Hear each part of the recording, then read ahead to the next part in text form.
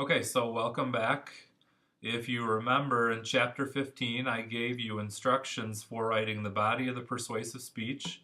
And I said that when you come back for chapter 16, we'll talk about how to write the intro and conclusion and also some methods for making what you've already written more persuasive. And so let's go ahead and get started. There are three reasons people are persuaded. They're persuaded by the credibility of the speaker, the evidence used in the speech, and the emotional appeals. So first, credibility. Aristotle originally called this ethos, and ethos is the idea of ethical credibility or ethical appeals. And so a speaker who has high credibility is able to persuade an audience more easily than somebody who has low credibility.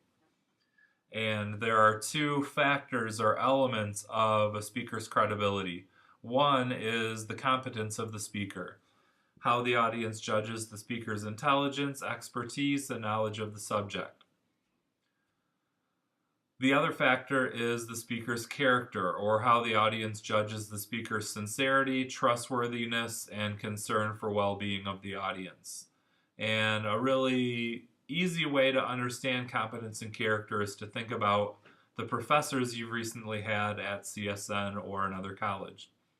So on the one hand, professors should be competent. They should be generally intelligent. They should be experts on the subject, and theoretically they should have a lot of knowledge of the subject that they're teaching, and that would be one quality of a good teacher. Also, we want teachers to be high character individuals, so they should be sincere, they should be trustworthy, and they should have a concern for the well-being of the audience, which means that they should be genuinely good people who want you to learn the material of the course.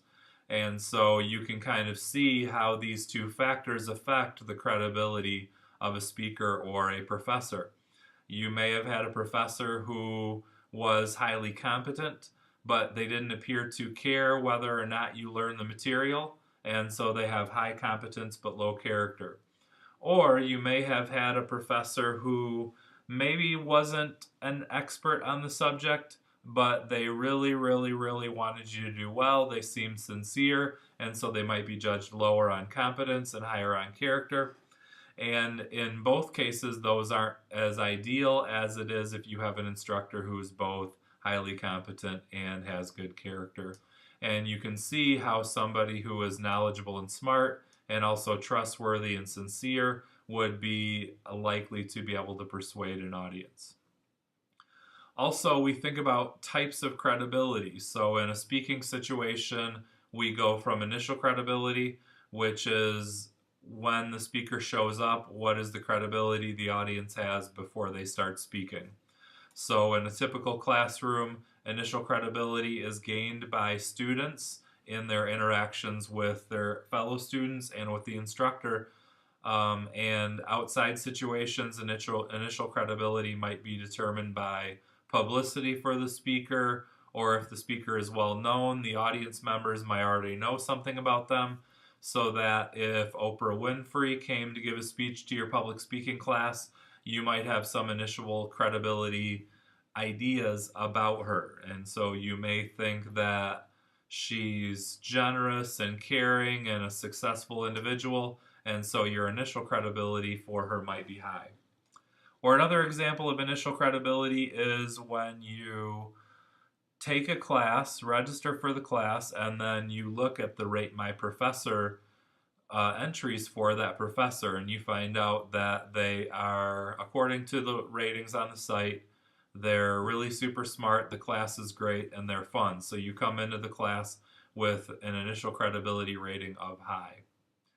Derived credibility is the credibility that's gained or lost during the speaking performance. So for a speech, your credibility may go up or down, and in a minute we're going to talk about ways to try to keep your credibility high throughout the speech.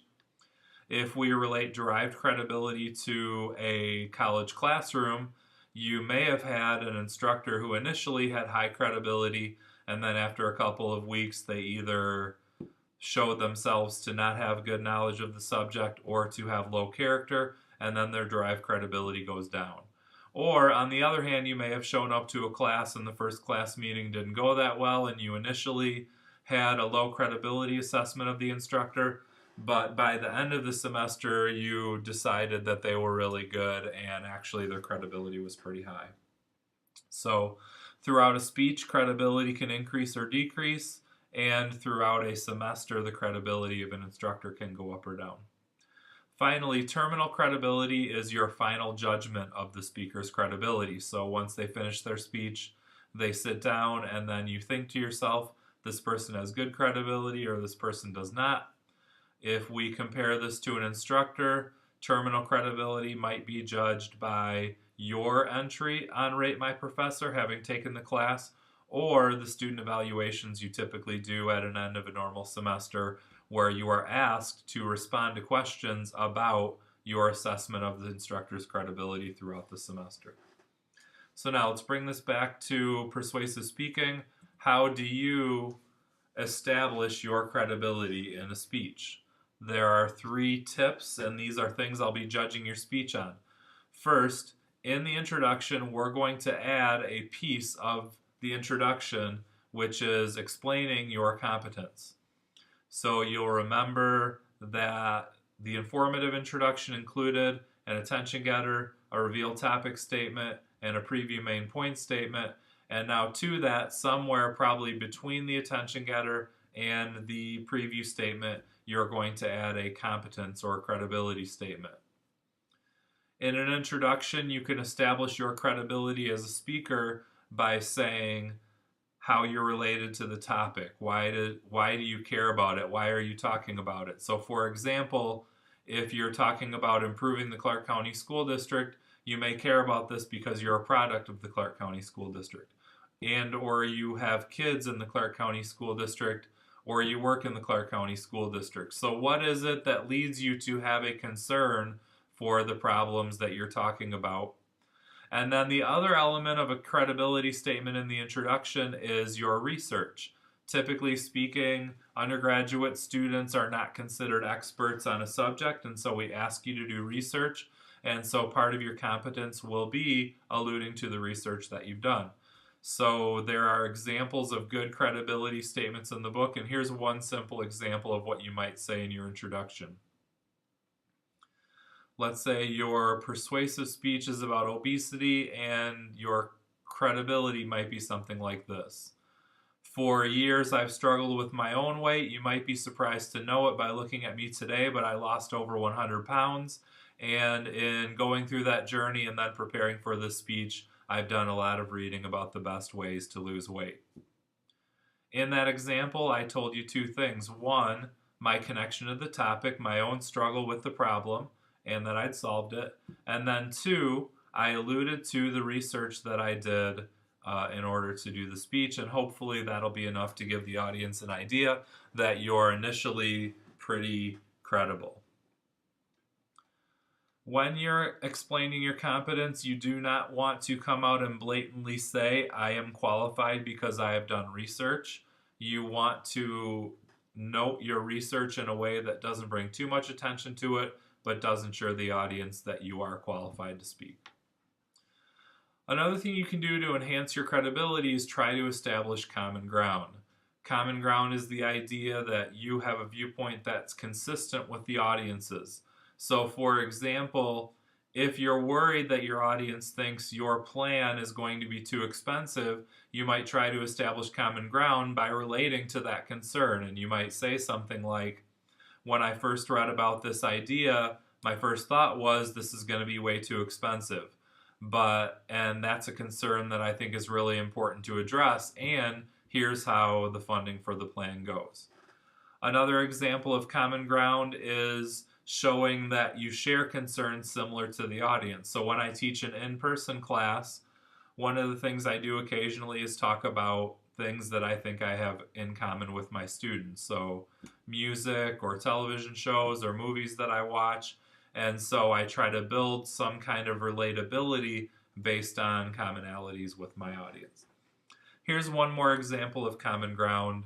Again, this doesn't apply to your persuasive speaking assignment, but it is a good example to start thinking about how can I relate, use something the audience already knows to convince them about something that I'm talking about.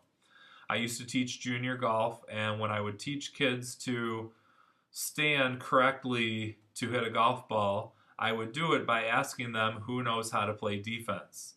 So if we were in a gym, I might ask them who can play defense, who's a good basketball player, who wants to D me up. And so I'd get a basketball, I'd have the kids stand in front of me, I'd start dribbling, and I'd say, okay, let's go. And they would immediately get in a position to play defense, which is exactly the same stance you use to hit a golf ball. So when you play defense, your feet are about shoulder width apart, your knees are slightly flexed so that you're ready to move in either direction, and that's exactly how you stand to hit a golf ball. So I used knowledge they knew, a common thing that we both knew about playing basketball, and I translated it into hitting a golf ball.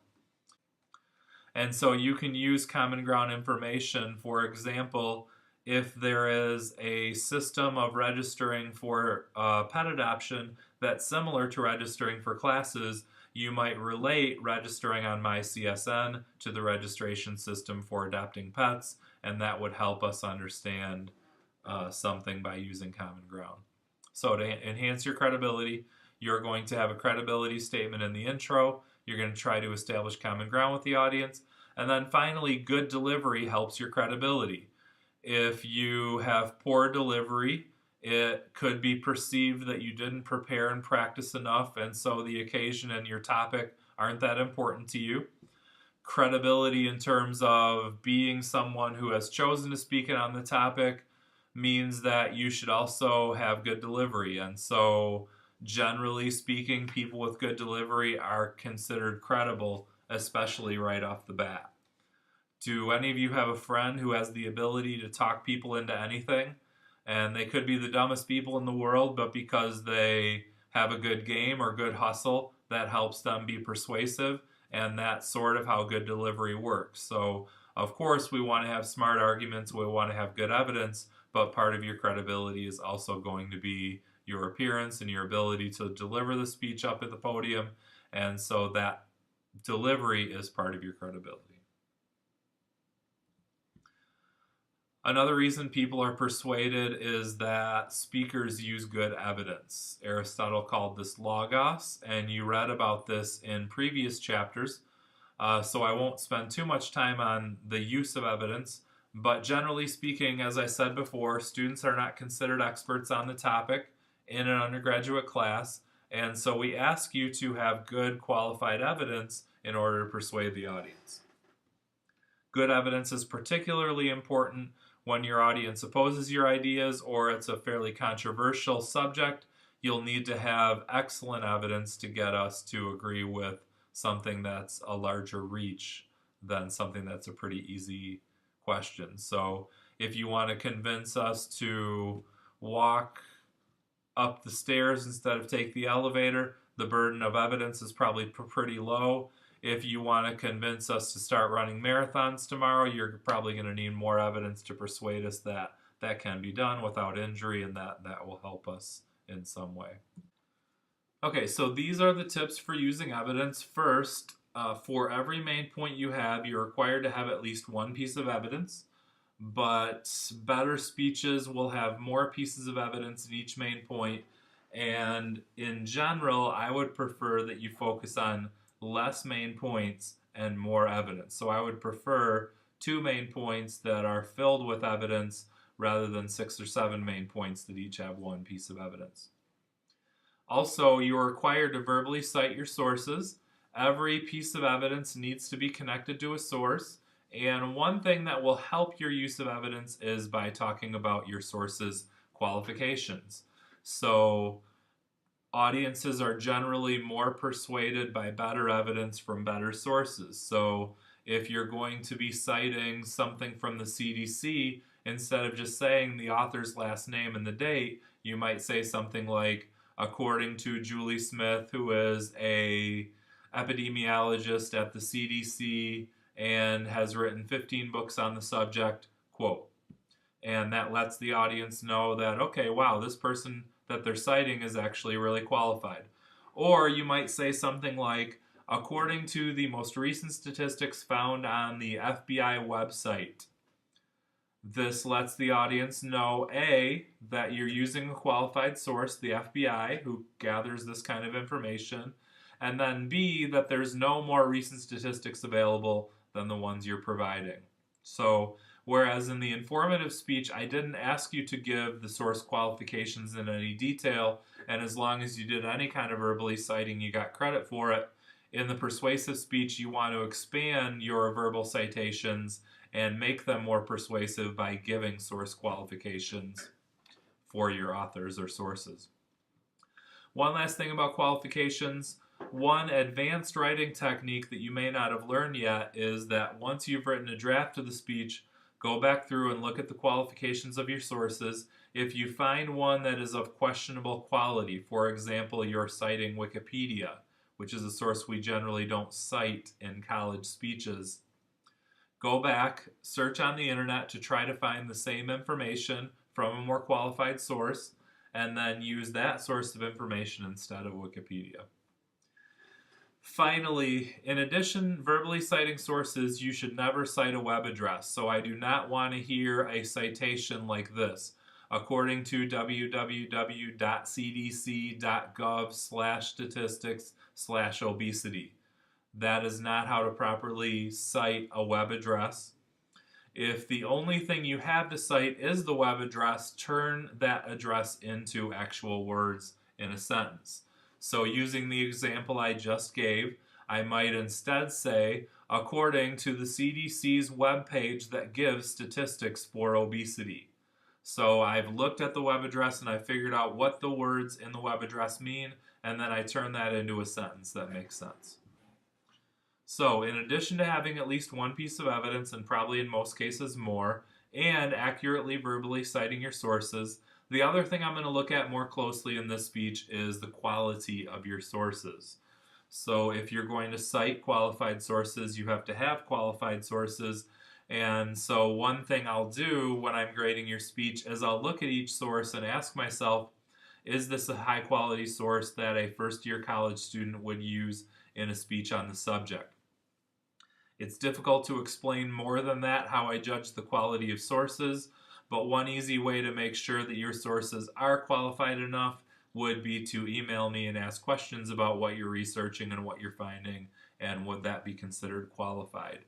In the informative speech, I didn't judge the quality of your sources at all. As long as you had sources, you got full credit. But in this speech, I will look at the quality of your research, and I want to make sure you're using high quality sources. And you can find out more information about that in the chapter on researching your speeches. Finally, the last tip for using evidence is not only do you want to have multiple pieces of evidence to make a point, but you also want to have multiple types of evidence. You'll remember that the three types of evidence are testimony, statistics, and examples. And so a main point that has 4 separate statistics does actually have 4 pieces of evidence. But what would be better than stacking up statistics would be to have a statistic followed up by a piece of testimony from an expert explaining the statistic, and then maybe a real-world example that kind of explains the statistic and the testimony explanation. So you might have a main point about obesity where you say obesity has many physical health effects.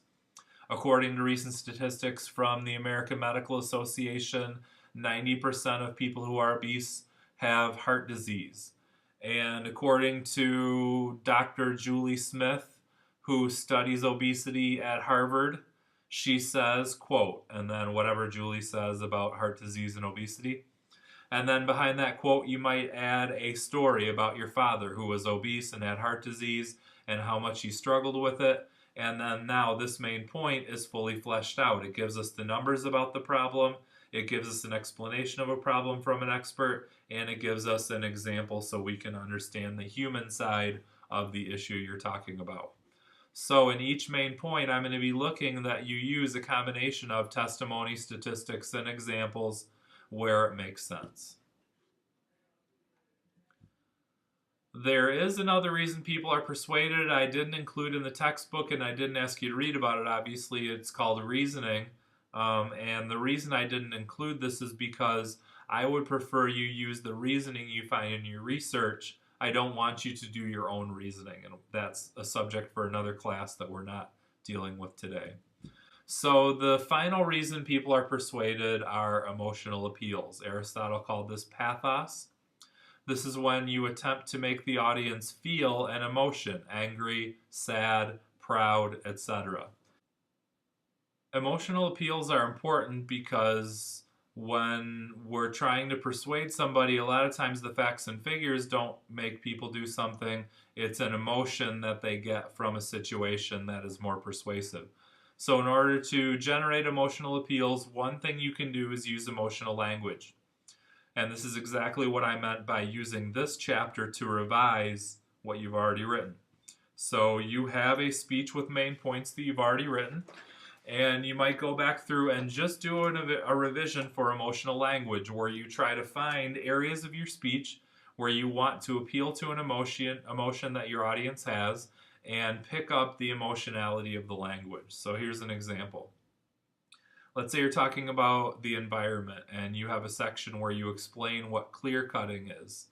And you say something like, clear cutting is when an area of forest has all the trees knocked down so that the earth can be mined. And then you hear this PowerPoint on emotional appeals and you decide you want to make that more emotional, and you might add a sentence that says, another way to think about clear cutting is raping Mother Nature. Now, whether or not we want to use this analogy is up for debate, but clearly the phrase raping Mother Nature is emotional language which will get the audience feeling some kind of emotion. Another simple example would be, let's say you make a statement in your speech like, obesity is a significant problem, and you might want to make that more emotionally charged by changing significant problem to something like, obesity is the most devastating health epidemic the United States has ever seen. So what you're trying to do is find strategic places in the speech where you change the wording so that it makes it more emotionally appealing.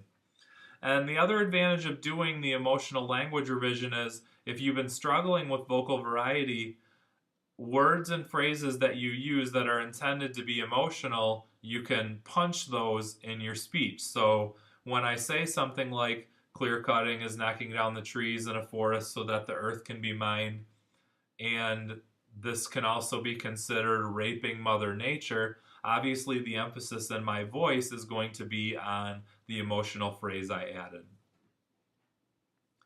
In addition to using emotional language, another way to generate emotional appeals is by using vivid examples. And so examples are really a good way to humanize a theory you've already been talking about.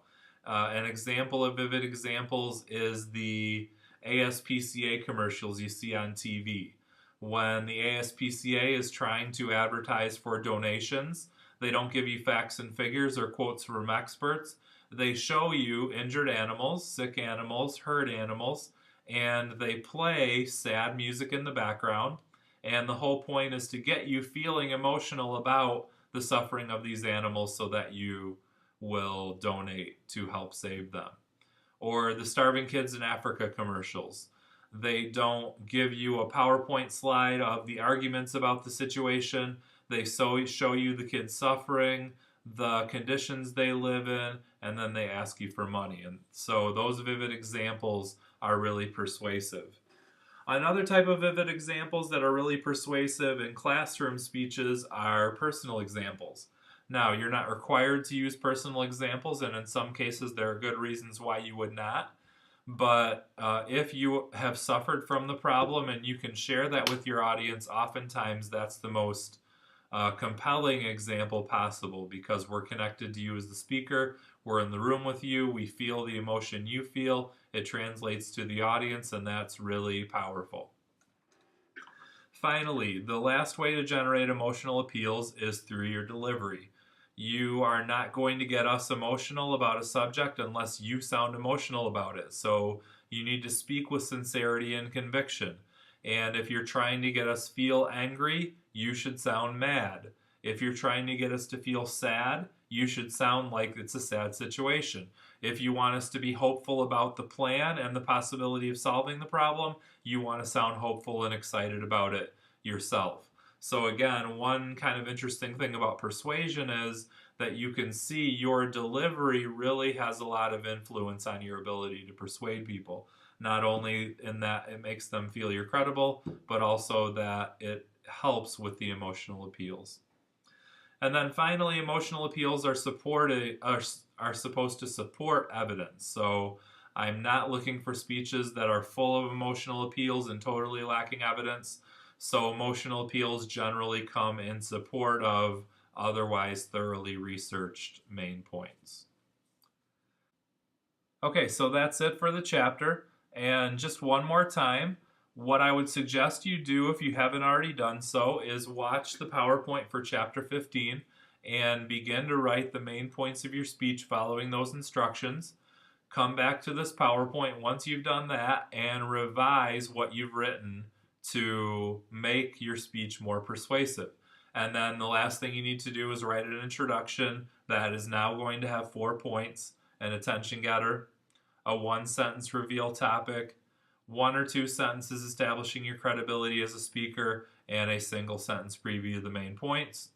You also have to write a conclusion that follows the exact same rules you learned for the informative speech, and then you've got a persuasive speech, a good first draft that now you'll need to make sure is within the time limits and that you can present effectively.